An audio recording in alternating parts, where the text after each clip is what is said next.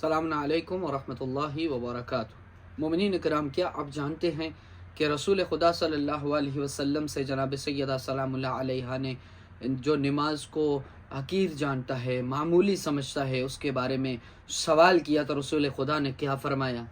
आया जो बंदा नमाज को कम समझता है, हकीर समझता है, उसको मामूली जानता है, उसमें सुस्ती करता है, उसके बारे में क्या हुक्म हो रहा है, उसके बारे में रसूल खुदा का क्या फरमान है? आइए आज की इस वीडियो में वे जब उस शख्स के लिए क्या फरमाते हैं कि जो नमाज को हकीर जानता है या नमाज में सुस्ती करता है। अब यहाँ पे हम इस चीज़ को देखेंगे कि क्या बयान हो रहा है। जनाब सैयदा सलामुल्लाह अलैहा अपने बाबा जान खुदा सल्लल्लाहु अलैहि वसल्लम से सवाल करती हैं, बाबा जान मर्द व ज़न में जो नमाज में सुस्ती करे उसकी क्या सज़ा है?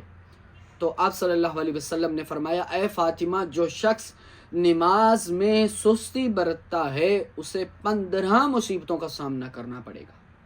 जो बंदा नमाज को सुस्ती से करता है, नमाज से गाफिल रहता है, उसको 15 मुसीबतों का सामना करना पड़ेगा। रसूल खुदा फरमाते हैं 6 का इस दुनिया में उसको सामना करना पड़ेगा, 3 का उसको मौत के वक्त सामना करना पड़ेगा और 3 का उसको कब्र में और 3 का कब्र से उठाए जाने के बाद उसको सामना करना पड़ेगा।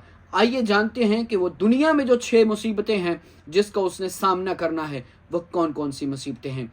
रसूल खुदा फरमाते हैं कि जिसका उसने दुनिया में सामना करना है उनमें सबसे पहली मुसीबत ये है कि उसकी उम्र कम हो जाती है, यानी उसकी उम्र कम हो जाएगी। और नंबर 2 पे जो उसको मुसीबत इस दुनिया में जिस चीज़ का उसने सामना करना है वो है उसके रिज्क की जो बरकत है वो ख़त्म हो जाएगी।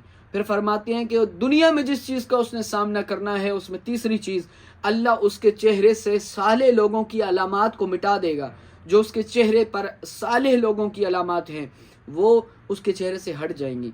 और नंबर 4 पे फरमाते हैं कि वो चीज़ के जिसका दुनिया में उसने सामना करना है वो है कि उसे किसी काम का अजर नहीं दिया जाएगा। जो बंदा नमाज में सुस्ती करता है, यानी जितने भी वो फ़ेल अंजाम दे रहा है, जितने भी नेक अमाल कर रहा है, उन चीज़ों का उसको अजर नहीं दिया जाएगा। यहीं से भी आपको एक और बात भी बताता चलूँ कि इमाम जाफ़र सादिक अलैहिस्सलातु वस्सलाम से रवायत नकल है, वो फरमाते हैं उसकी नमाज कबूल होगी तो उसके बाकी अमाल भी कबूल होंगे। यही वजह है कि रसूल खुदा का ये फरमान है, यही वजह है कि जो इमाम जाफ़र सादिक अलैहिस्सलातु वस्सलाम ने ये फरमाया।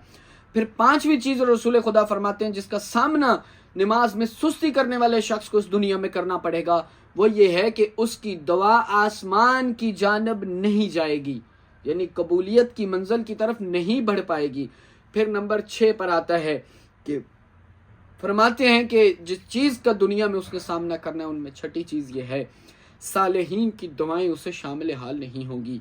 यानी क्या मुराद? सालेहीन जो तकवा इख्तियार करने वाले, जो बुजुर्ग हैं, जो पाक व पाकीज़ा, वो लोग के जो इबादतों को खुशू व खुजू से अंजाम देते हैं, साले बंदे हैं जिनकी दुआ कभी रद्द नहीं होती, वो दुआ जब करते हैं, आम लोगों के लिए भी दुआ करते हैं, तो कहते हैं कि ये सालेहीन की दुआ ऐसे शख्स को शामिल हाल नहीं होगी कि जो शख्स नमाज में सुस्ती करता है।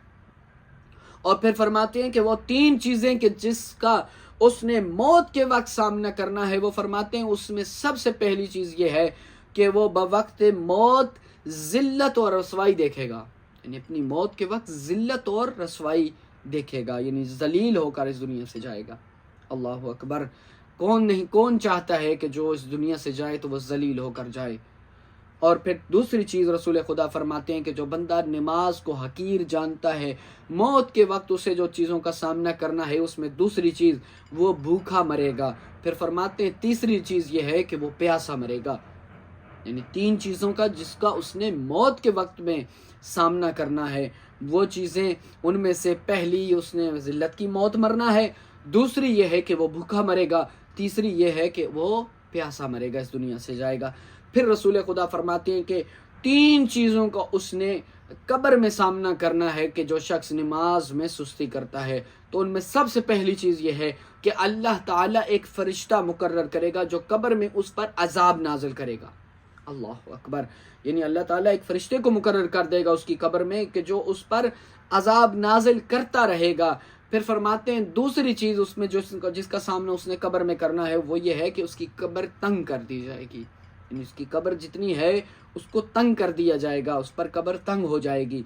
और तीसरी चीज़ کہ جس کا اس نے قبر میں سامنا کرنا ہے اس کی قبر تاریک ہو جائے گی، اندھیرا ہو جائے گی، اس کی قبر روشن نہیں ہوگی۔ اور پھر فرماتے ہیں کہ جن 3 چیزوں کا اس نے بروز محشر سامنا کرنا ہے ان میں سب سے پہلی یہ ہے کہ اسے منہ کے بل میدان محشر میں کھینچ کر لایا جائے گا جبکہ پورا محشر اسے دیکھ رہا ہوگا۔ اللہ اکبر۔